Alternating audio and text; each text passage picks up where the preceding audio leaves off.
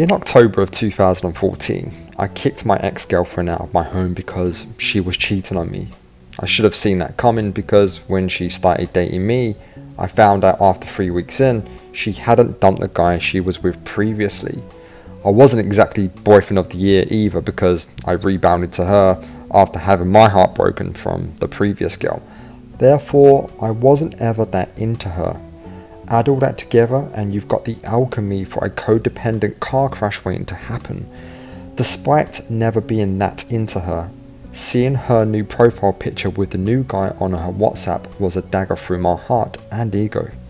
I mean, when your bed isn't even that cold yet, it can feel like someone is gutting you with a rusty spoon and them expecting you to be understanding. This can send your limbic brain into a fucking meltdown, leading you to do all sorts of crazy shit. And yes, back then, I made every mistake in the book, from begging and pleading to buying an ex-back program. So, take a moment and breathe. Sit back, grab a coffee, come and take a walk with me through this video as I go over 4 key points on how to deal with your ex dating someone new after they've just split up with you, and why it's actually a good thing this is happening.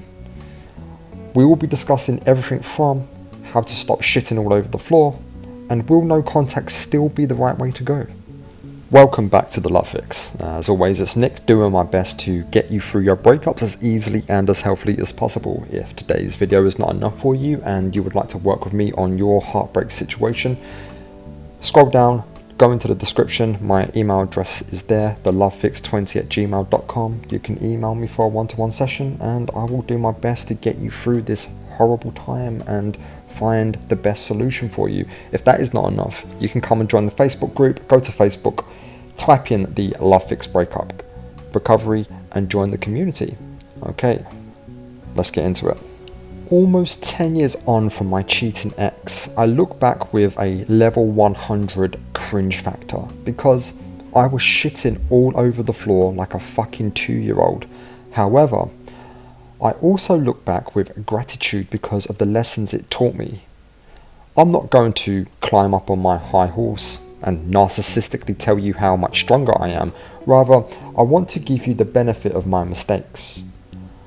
I was begging for a proven cheater to come back to me because I never took the time to fix the heartbreak that came before her. If that wasn't bad enough, my begging and shitting all over the floor only further pushed her into the arms of the new guy. It was pathetic. I made passive-aggressive threats towards her and her new boyfriend, which is ironic because that's exactly what the guy she was with previously did to me. Shitting all over the floor only achieves one thing: sitting in a pile of your own shit that sooner or later you will have to apologize for and clean up. No one likes sitting in their own shit, and why would an ex come back to someone sitting in their own shit? Therefore, you may as well accept the situation with a radical determination and let your ex do what they are going to do. People will always do what they want to do, and there isn't a damn thing you can do about it. The harder you try, the quicker you push them away. So giving them the gift of your silence is a response. It's the dignified and confident response. It's the response that lets your ex know you're not a backup option, which ironically is very attractive. Moving on to point 2. Many people automatically assume their ex rebounding, cheating, monkey branching and so on is a clear-cut sign of them moving on. This is where you will need to unfuck yourself. This is nothing more than your perception fueling your imagination, which then fills in the gaps based on the picture you saw on their social media. Sure, they may appear to be having a good time and going out and fucking around, but dating and sex is not intimacy. What you and your ex had was intimacy, and over time that will change you. When that is gone, even the dumper will want to cover that gaping hole where intimacy used to be, and on many occasions they're not too selective about their choice in a new mate. Intimacy takes time, patience and a fuckload of difficult conversations to create. I can assure you, it is highly unlikely that your ex is experiencing anywhere near the level of intimacy they had with you.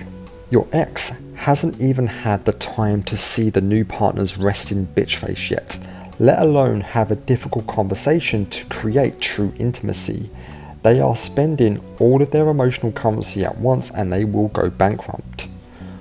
Point 3 is, you're choosing to tell yourself the story you want to tell yourself about the situation. This is a choice you make of every second of every day. When you are offended by someone, that person didn't offend you. You chose to be offended. I know for a fact a lot of people get offended by my content simply because I'm holding up to them the same mirror I held up to myself, and they hate what is looking back at them. Newsflash, boys and girls, it's real simple. I am not responsible for your interpretation of my words. That is on you, just like how you choose to interpret the actions of your ex. The breakup is going to be painful no matter what you do, so choose the pain that is going to benefit you. The breakup wasn't up to you, but it is your responsibility how you respond to it and how you heal from it. Turn the pain into a training exercise. Exercise is typically uncomfortable, but the pain is temporary. However, whilst the pain is there, hear the lesson it is trying to teach you. Change the narrative from "my ex is happy with the new person" to "I am too busy healing myself, and how much can one picture really tell me about their perceived happiness?" Right before another ex of mine and I broke up, we were going through a horrid time. At the end of a particularly uncomfortable day, she asked me to take a selfie with her and her daughter. It was the most perfect picture you will ever see. It was posted on social media to get the usual validation from strangers that didn't even give a fuck about us. Everyone was saying how great we were and how happy we looked. If only they knew the shit-nami that happened before that picture was taken. The picture wasn't anywhere near close to telling the truth of the story, and therefore you should stop creating narratives you want to believe based on one bullshit social media picture from your ex. Point 4. Is no contact still the way to go? My friends, what fucking choice do you really have? Shitting all over the floor didn't work. Telling yourself stories to try and confirm your confirmation bias did not work. Talking to your ex's friends and family did not work. So you might as well stay quiet, vanish, and start to create the 2.0 version of yourself. No contact will certainly make them feel your absence despite what they are doing, because remember, it took time to build intimacy with you. They are not going to find that with the new person in a few weeks or months. As your ex scrambles to secure their emotional survival because they can't handle life without someone validating them, you're taking the pain now and harnessing its power. Don't rob yourself of the pain simply because your limbic brain is romanticizing and fantasizing about a Disney happily ever after. Take the pain, feel it to heal it, and make a decision for yourself. That decision is, if my ex said no to me, then I am no longer accessible to them and we're done for good. Don't let them find you. Don't allow them to view your stories on social media and say goodbye. Give them exactly what they asked for, the breakup. If you are saying to yourself, it's just goodbye for now, you will forever be stuck in the breakup mud and you will never ever heal. And that's all I've got for today. If you've enjoyed the video, please hit like and subscribe, it would really help the channel out. As always, you're gonna be okay.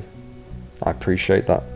What I say is hard to listen to, but the truth will set you free, and taking extreme responsibility will give you extreme power over yourself. As always, I'll see you on the other side.